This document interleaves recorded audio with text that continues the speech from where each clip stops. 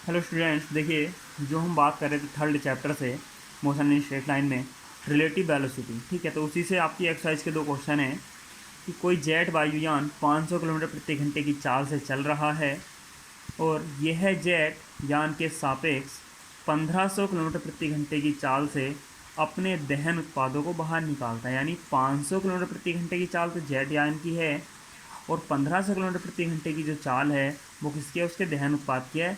लेकिन ये देखिए 1500 किलोमीटर प्रति घंटा जो लिखा हुआ है ये दहन उत्पाद की चाल ना होकर ये उसकी रिलेटिव वेलोसिटी है, किसके सापेक्ष, जेट के सापेक्ष। ठीक है, ज़मीन पर खड़े किसी प्रेक्षक के सापेक्ष इस जो ये ईंधन उत्पाद बाहर निकलता है इसकी चाल बतानी है आपको।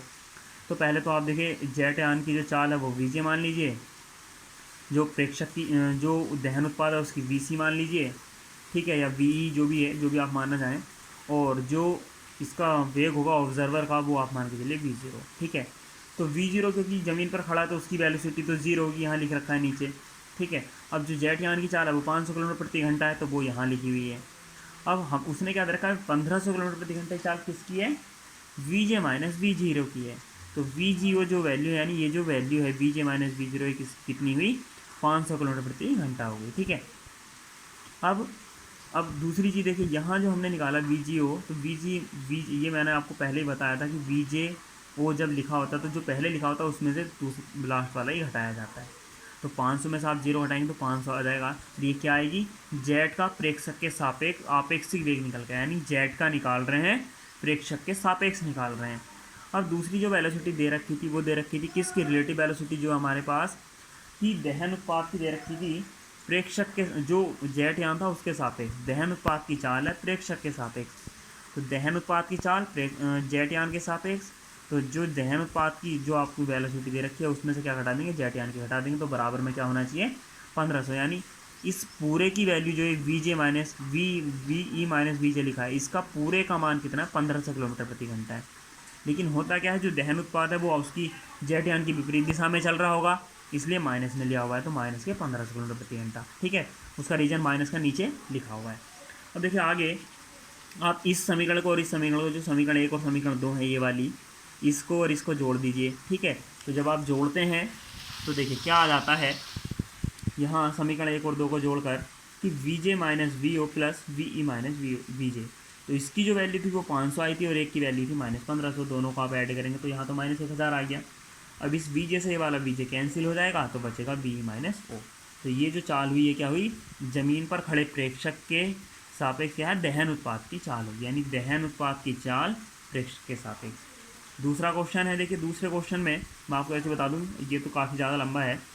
तो एक गाड़ी है, उसकी चाल जो है 36 किलोमीटर प्रति घंटा है, सड़क पर चल रही है। ठीक है, टू लाइन सड़क है, यानी एक साइड जाने की और एक साइड वाली आने की, यानी इस तरीके से एक साइड अगर जाने की हो तो दूसरी साइड क्या होगी, आने की होगी। अब देखिए बाकी दो कार हैं बी और सी, तो देखिए ए कार कहीं कहीं भी मान के चलिए। अब यहाँ देखिए कि ये कोई ए कार है, ये टू लाइन की सड़क है ये वाली इतनी।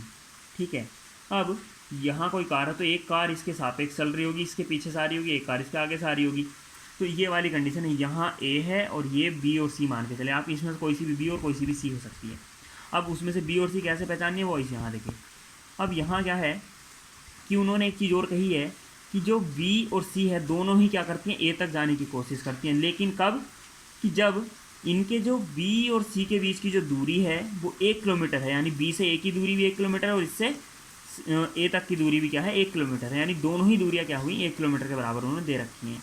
ठीक है, कार बी का चालक यह निर्णय करता है, ऐसी कंडीशन में क्या होता है, जो कार बी है उसका जो चालक है यानी जो उसका ड्राइवर है वो क्या निर्णय करता है कि कार ए तक पहुंचने से पहले ही वह ए से आगे निकल जाएगा, यानी कार बी वाला सी के इसके पास तक आने से पहले क्या करना चाहता है, इसको क्रॉस कर देना चाहता है। ठीक है, इसका मतलब ये हुआ कि जैसे ही सी ए तक पहुँचे उससे पहले पहले क्या हो कि बी वाली कार जो है वो उसको ओवरटेक करके आगे निकल जाए। ठीक है, तो यानी वी ए और बी जो वी बी हैं, ये ए कार की चाल हुई, ये बी कार की चाल हुई और ये बी सी कार की चाल हुई।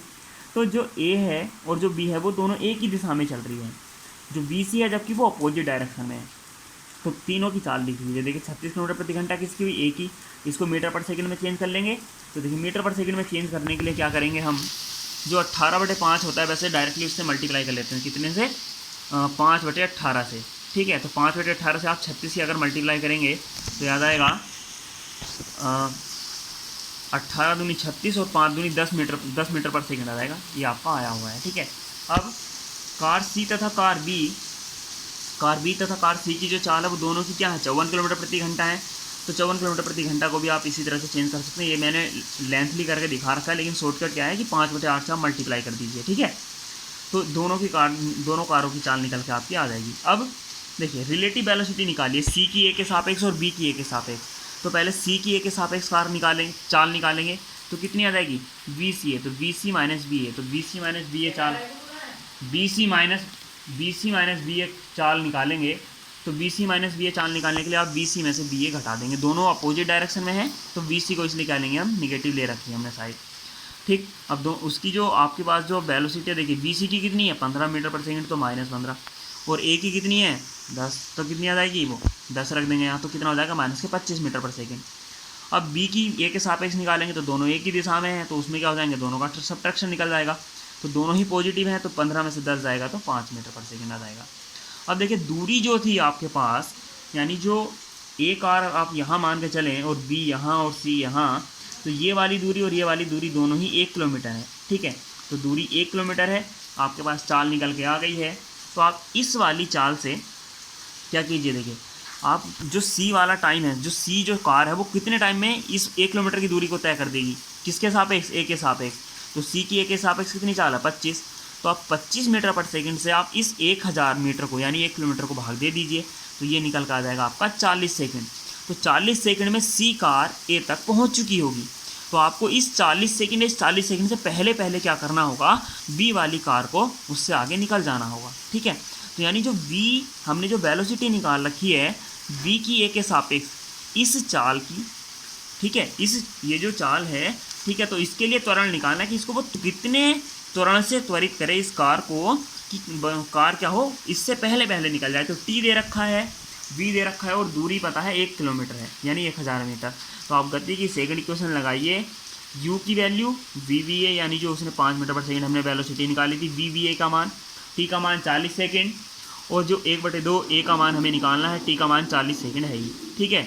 अब ये AB का मान 1000 दे रखा है, तो अब एक B का मान 1000 यानी जो दूरी है यहाँ 5 की इससे मल्टीप्लाई करेंगे 2000 और ये आ जाएगा आपका 800, यानी 1600 आएगा। तो इसको भाग करके 2 से आप भाग करेंगे तो 800। अब इनटू में ए, अब ए की जब आप वैल्यू निकालेंगे तो इधर लेके जाएंगे तो ये बच जाएगा आपका कितना 800, तो यानी 800 इधर भी हो गया और बराबर में क्या लिखेंगे आप 800 ए। तो आप जब ए से इसको डिवाइड करेंगे 800/800 तो ये आ जाएगा आपका 1 मीटर पर second square. Thank you for watching.